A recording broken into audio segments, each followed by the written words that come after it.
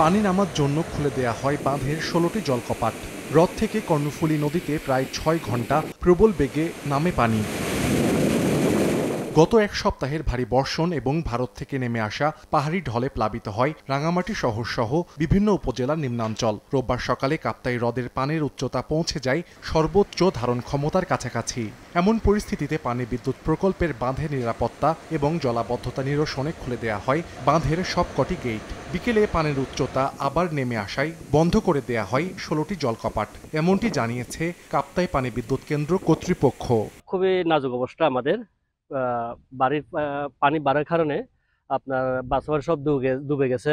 চলাফেরার অসুবিধা, হাট বাজার করতে পারতেছি না। পানি কমলে আমাদের দুর্ভোগটা কমবে আর কি। যতটুকু ছাড়ছে অতটুকু কোনো সমস্যা নাই, আতঙ্কের কিছু নাই, কোনো অসুবিধা নাই। ইঞ্চি করে 16টা গেটে ৯,০০০ কিউসেক পানি আমি ছাড়তেছি।